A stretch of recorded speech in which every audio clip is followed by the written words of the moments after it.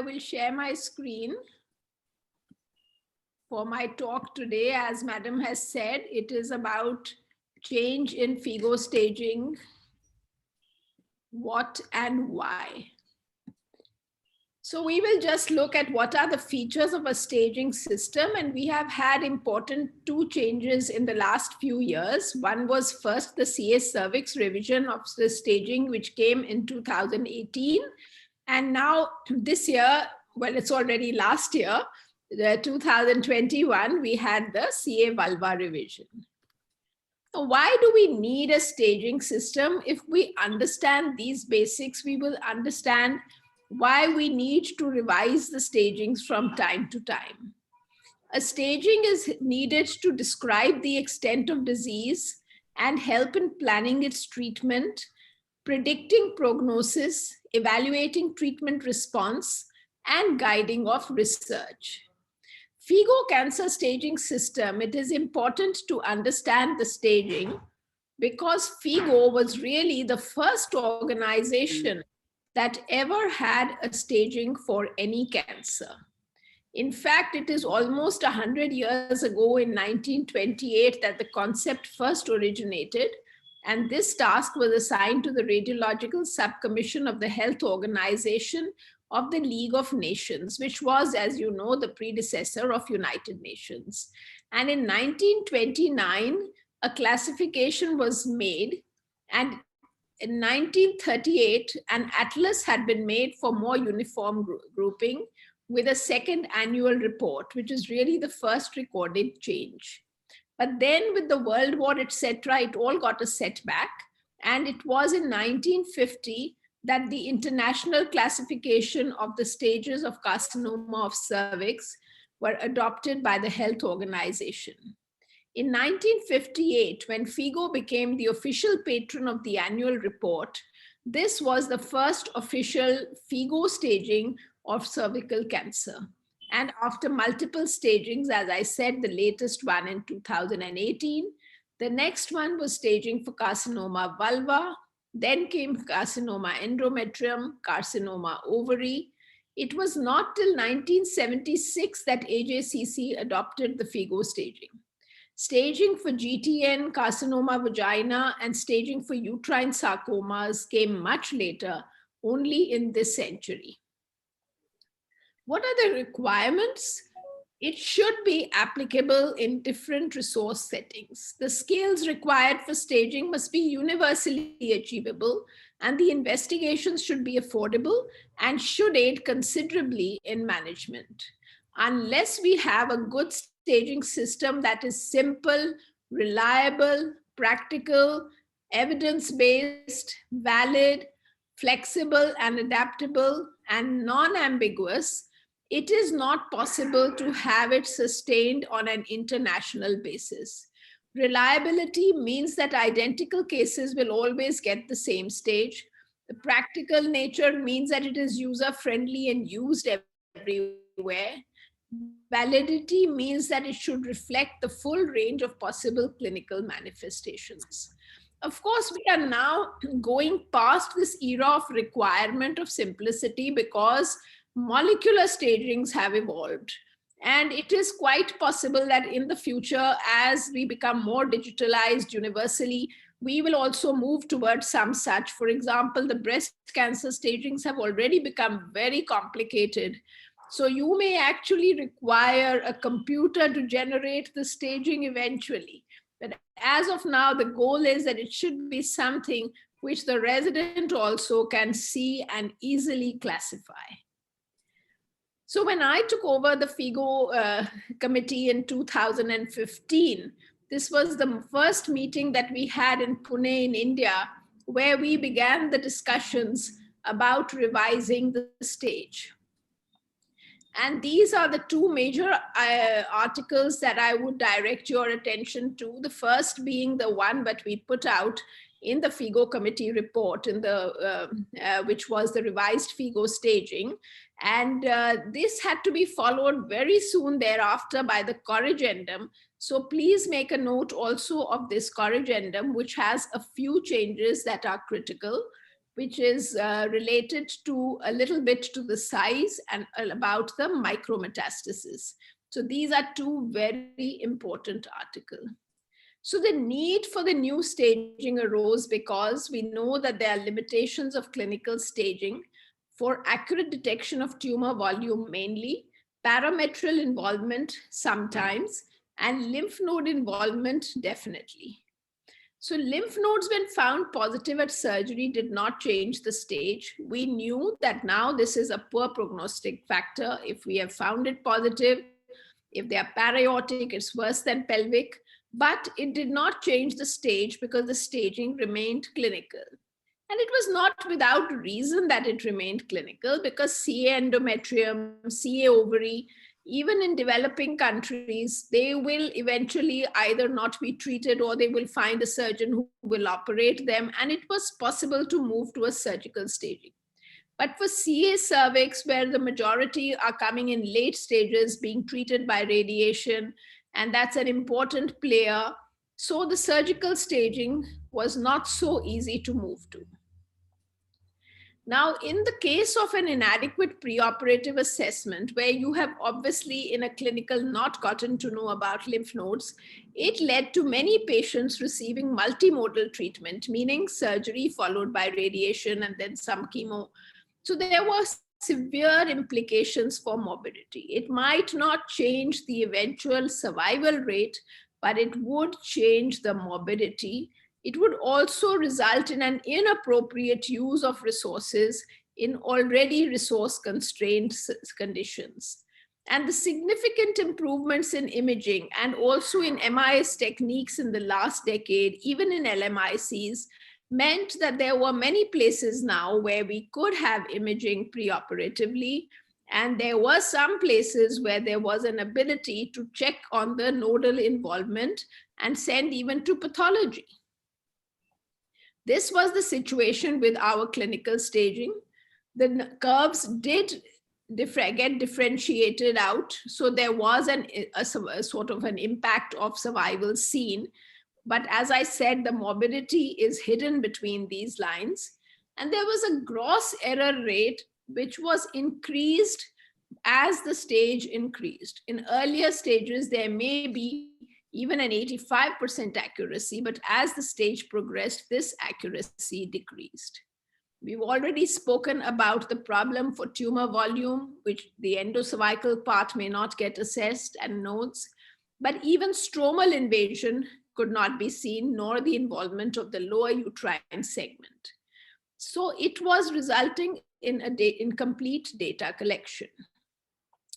Now, the prognostic value of nodal metastasis had been shown for a very long time in a systematic analysis by the GOG, who had studied 626 patients and shown that para-aortic node status and pelvic node status was significantly associated with PFS.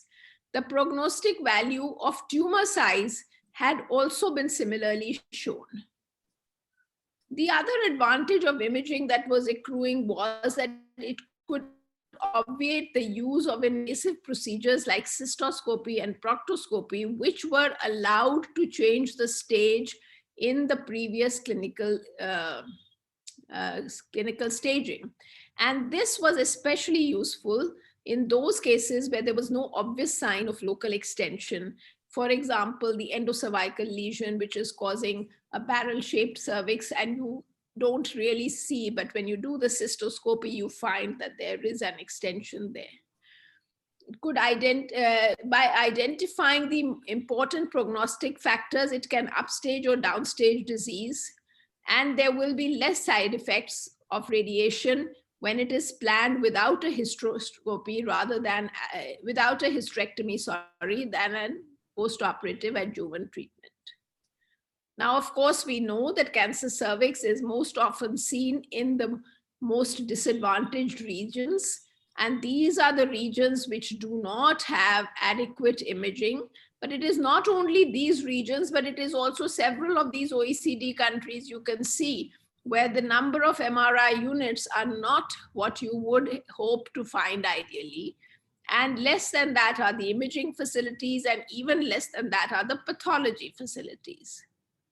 Anyway, taking into cognizance that there could be a situation via media, as it may seem, that you could choose to have either a clinical or a radiological or a pathological staging. And by this method, we were finally able to achieve, after much debate and discussion over 2 to 3 years, that we could find consensus that it could be applicable to all resource settings. So if you could not do anything more than clinical examination in your setting, you could still give a clinical stage. But if you could gather information from imaging, then with a notation of R, you could use that stage. And if you had histopathology, then that would be the gold standard, and that decision and that result would supersede all. So the final stage, even in CA cervix, is now not to be assigned clinically, but after you have received all the results. But you can use any imaging modality. FIGO does not specify which, provided it should not lead to delays in treatment. It should not be that you're waiting for MRI, which is going to take a long time, so you will not post the case that otherwise clinically seems operable. But you could choose any of these, or even PET MRI now, or whichever you wish. And the tumor size was main differences that in stage 1B, you have now an additional stage so that there are 3 subgroups, and the pelvic lymph node positivity makes it C1 and para-aortic makes it C2. In stage 1A, the lateral extension of lesion is no longer considered. Some pathologists have been deeply distressed about this, but the fact of matter is that there is no convincing evidence to show that there is an impact of horizontal spread on the nodal metastasis likelihood, as well as on the eventual outcomes. The 1B, as I spoke about already, the 1B1 cut off at 2 centimeters, the 1B2 up to 4 centimeters, and the 1B3 when it is more than 4 centimeters. And a lot of the data that informed this change came from the trachelectomies that we were seeing being reported, where they showed that for example, in this series from Marie Plante, that 10% of patients had lesions more than 2 centimeters, and they represented 50% of the recurrences. There was similar data from the Danish National Stringer Center strategy, which showed that 7 patients who had lesions more than 2 centimeters, but again, they were responsible for 50% of the recurrences. Similar outcomes also from Asan, from Korea, which showed the impact. So you can say that it was data coming from improved surgical technique that showed the prognostic impact of this additional cutoff. So this is a nutshell what I have said already. And therefore move to the next slide.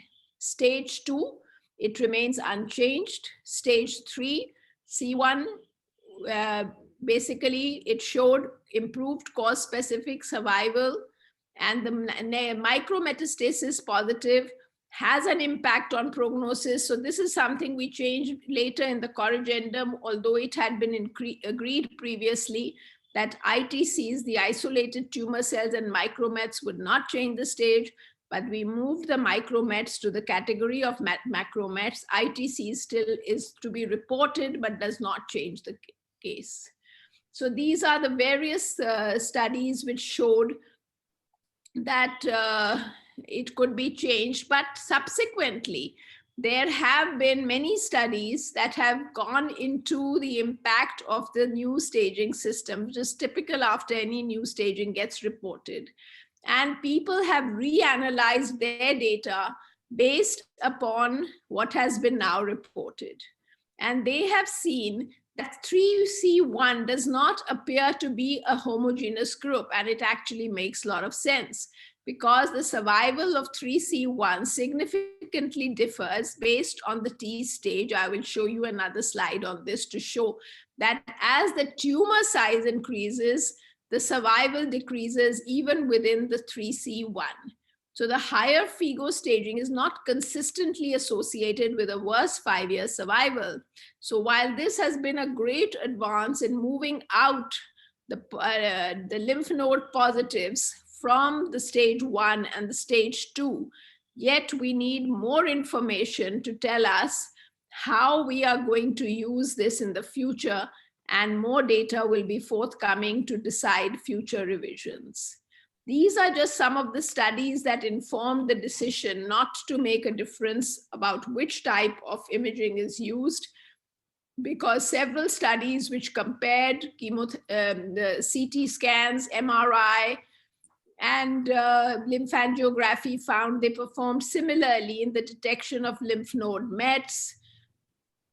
PET or PET-CT had an overall higher diagnostic performance than CT or MRI in detecting metastatic lymph nodes, but it was not so significant as to recommend it as something that must be used.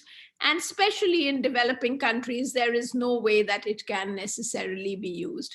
But these are some of the studies from Elizabeth Kidd's group, which had shown already that the lymph node staging by PET had shown the relationship to prognosis, and had shown how, depending on whether there was no nodes, pelvic nodes, para-aortic nodes, supraclavicular nodes, would change the prognosis and the 5-year survival. And this was shown for each and every stage of the clinical. But the most interesting thing has been the clear demonstration in studies primarily from Europe showing that high resolution transvaginal sonography and transrectal sonography in expert hands can perform as well as MRI for detection of for the tumor size assessment. So these have shown that this beyond doubt that it is a question of the person behind, and we know that's important in ultrasound always, that it is the person who does the ultrasound who is more important, and it can be. Of course, even people have reported fancy 3D transvaginal tomographic ultrasound, etc. This is just for the sake of interest, but it is not something that is economically any better than using something high-end. So definitely, we can't say that everybody will go for the surgical pathological assessment of lymph nodes, because it does require advanced surgical skills, but it can be done either by the conventional route, as countries like Sri Lanka are doing, or by minimally invasive, because there are some settings where their radiotherapists will not give more the extended field radiation unless it is histologically proved. But this is not the universal practice, so it depends on how it goes. The most ambiguous is the discrimination between malignancy and inflammation. Best available technology should be used. The lowest available stage should be assigned, the lowest acceptable, and the method of assigning the stage should be reported. So some controversial issues do remain.